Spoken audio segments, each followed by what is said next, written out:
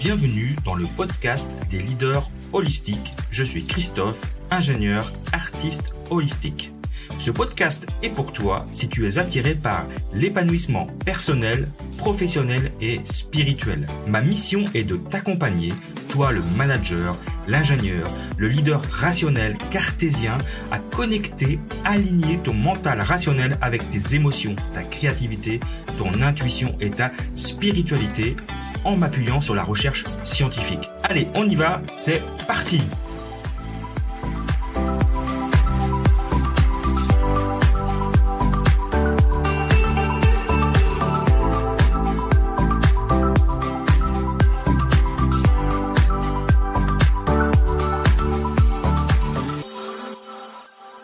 Alors bienvenue dans ce nouvel épisode du challenge J'envoie du podcast Leadership Holistique, et aujourd'hui je voudrais partager avec vous mon opinion qui alors devient de plus en plus populaire, mais qui reste quand même une opinion pas très populaire au sein des entreprises concernant les managers et les leaders.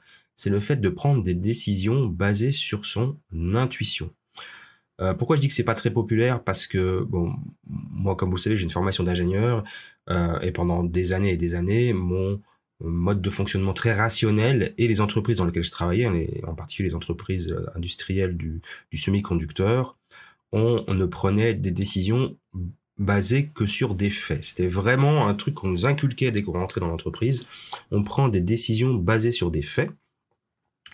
Et donc l'idée de l'intuition, c'était même pas quelque chose qui était envisageable. Déjà dans ma vie perso, je l'envisageais très peu, mais dans le monde de l'entreprise, c'était totalement inenvisageable. Je me voyais mal aller voir mon chef et lui dire écoute, je pense qu'on devrait plutôt faire comme ça parce que j'ai une intuition. Là, c'était juste impossible, irrecevable et même pas sérieux, quoi. Et puis, je crois en avoir déjà parlé, mais en venant travailler dans l'hôpital, j'ai collaboré donc avec des infirmières, et en particulier mon adjointe préférée, qui était infirmière de bloc, et qui se basait beaucoup sur son intuition pour essayer d'influer sur nos décisions. Moi, j'étais chef de service, elle était mon adjointe, voilà, on prenait des décisions ensemble, et c'était toujours très difficile pour moi quand on devait recruter quelqu'un ou quand on devait prendre une décision concernant un changement ou une résolution de problème, où elle me disait « je le sens pas ». Je me rappelle très bien parce que c'était vraiment les expressions qu'elle disait « je le sens pas ». Et moi, ça me mettait hors de moi, ça me faisait bouillir intérieurement. Là, évidemment, je gardais mon calme parce que moi, c'était Christophe. Christophe prend des décisions basées sur des faits. Donc, c'était les choses que je lui disais. Je lui dis, écoute, Eliane, parce qu'elle s'appelle Eliane, on ne prend des décisions basées que sur des faits. Donc, j'entends ton ressenti, mais voilà, intérieurement, je me disais, je m'en fiche, quoi. Je ne veux pas prendre de décisions basées sur ce que tu ressens ou tes intuitions ou je ne sais quoi. Mais le problème, c'est que souvent, et très très très souvent, pour ne pas dire toujours, elle ne se trompait pas. C'est-à-dire que moi, il m'est arrivé de recruter des personnes de manière très rationnelle, basée sur les faits, sur le CV, les entretiens, et elle me disait non, je le sens pas, je sens que ça va pas aller. Et puis évidemment, je l'écoutais pas parce que pour moi, il y avait pas le ressenti qu'elle me donnait ne me convenait pas, ne me convainquait pas, pardon. Et du coup, on embauchait cette personne et souvent, ça se passait pas très bien. Donc j'ai fini par me dire que alors après on dit oui, les femmes ont plus d'intuition que les hommes, donc du coup moi j'écoutais pas forcément non plus mon intuition, hein. Et j'ai fini avec le temps, en tout cas en travaillant à ses côtés, à peut-être donner un peu plus de confiance à l'expression des émotions et de l'intuition. Et en fait, alors après elle est partie en retraite et du coup moi j'ai continué à travailler et j'ai utilisé un peu plus mon intuition. Alors comme j'étais chef de service, c'était facile dans le sens où on me laissait la liberté de prendre mes propres décisions sans forcément avoir à justifier, alors, sauf si ça engageait des sommes, des millions de francs suisses, mais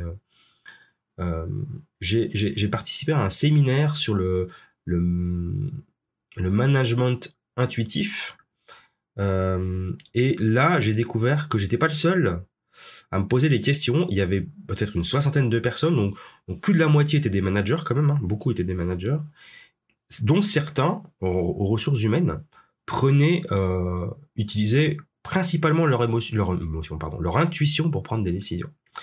Et ça m'a vraiment choqué et surpris sur le moment parce que, alors, on a fait un séminaire avec des exercices qui ont été très révélateurs pour moi, et je me suis dit vraiment ça vaut la peine de développer cette partie-là de moi parce que dans certains cas ça peut être très utile. Et je me suis dit qu'il y avait sûrement quelque chose à développer au niveau des entreprises et au niveau des managers pour leur... alors, il y a deux choses, c'est comment développer sa propre intuition personnelle en tant que manager, puis après, c'est comment on peut utiliser cette intuition à l'intérieur d'une entreprise où on nous demande quand même de justifier, d'argumenter. Et l'argument de je le sens ou je le sens pas, ou j'en ai l'intuition, ça marche en général pas. Hein. C'est très très mal reçu, voire très négativement. Donc il faut vraiment trouver tout un processus pour, on va dire pas de contournement, mais un petit peu quand même, pour convaincre sa direction, ses managers ou son chef si c'est votre situation, de dire écoute, j'ai une intuition. En fait, je pense que moi, l'intuition, il faut l'utiliser comme un indicateur personnel. Moi, je vais jamais voir mon chef en disant que j'ai une intuition, quoique maintenant, j'ai un chef qui est assez réceptif à ça, donc je pourrais lui en parler, mais on a une direction qui ne sera pas réceptive à ça de toute façon. C'est plutôt l'intuition. L'intuition, il faut donc la travailler, la développer. C'est quelque chose sur lequel on peut s'appuyer, qu'on peut utiliser quand on est seul décisionnaire. Après, si on a un comité de direction, si on fait partie d'un comité de direction ou d'un comité de décision, je pense que c'est bien d'utiliser son intuition, mais après de l'argumenter, c'est-à-dire que se mettre dans le contexte du travail, de l'entreprise, et d'argumenter pourquoi cette intuition vous permet oriente vos choix. Et parce qu'arriver tout seul avec une intuition, ça ne passera toujours pas. Je pense qu'on est loin de ça. Je sais pas si un jour on le saura, mais en tout cas, je pense qu'il faut pas la nier, bien au contraire, mais il faut l'utiliser comme un argument, une information, une input, pour construire un ensemble d'argumentaires qui va vous permettre de convaincre votre direction d'aller sur tel projet, d'embaucher telle personne, tel expert, de travailler avec telle personne, enfin voilà, toutes les décisions qu'on est en droit de prendre. L'intuition, je pense qu'on peut l'utiliser, en effet, mais pas toute seule. Il faut vraiment l'intégrer à tout un système d'argumentation qui va permettre en effet de faire en sorte que la décision elle aille dans votre sens, dans le sens de votre intuition. Donc voilà, moi je pense qu'en tant que manager, il faut utiliser son intuition, mais il faut l'utiliser à bon escient. C'est une arme qui peut être redoutable, vraiment, mais qui peut être redoutable aussi contre vous si vous ne l'utilisez pas correctement. Il faut juste savoir que votre chef, probablement, ou votre comité de direction, enfin les personnes qui vous gouvernent, sont probablement pas réceptifs à l'intuition. Probablement. Et puis si jamais il y a un allié dans l'équipe du comité de direction qui est réceptif à ça, ben c'est très bien. C'est quelqu'un avec qui vous allez pouvoir aller discuter en one-to-one, en direct, mais vous ne pourrez jamais utiliser cet argument de je le sens pas, c'est mon intuition, auprès d'un comité de direction ou auprès d'une direction exécutive, etc.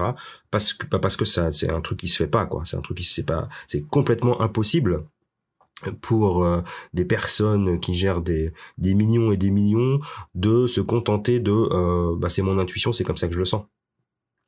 C'est quasiment impossible. Je dis pas que ça n'existe pas, ça doit sûrement exister dans quelques rares entreprises, mais en général la personne qui fait ça, c'est plutôt le Bill Gates, c'est plutôt le Elon Musk, qui a parfois des bonnes intuitions et parfois des mauvaises, je pense, mais qui sont des dirigeants qui utilisent beaucoup leur intuition, par exemple.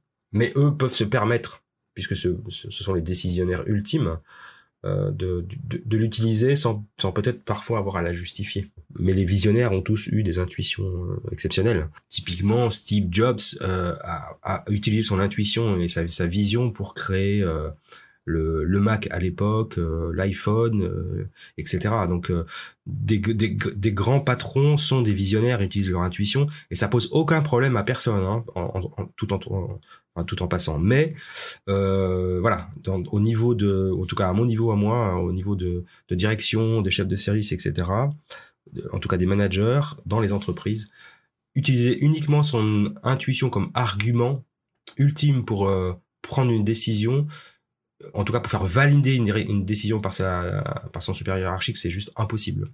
Donc c'est dommage, c'est comme ça, mais en tout cas, moi je pense qu'on peut l'utiliser, donc utilisez-le à bon escient, et vous verrez que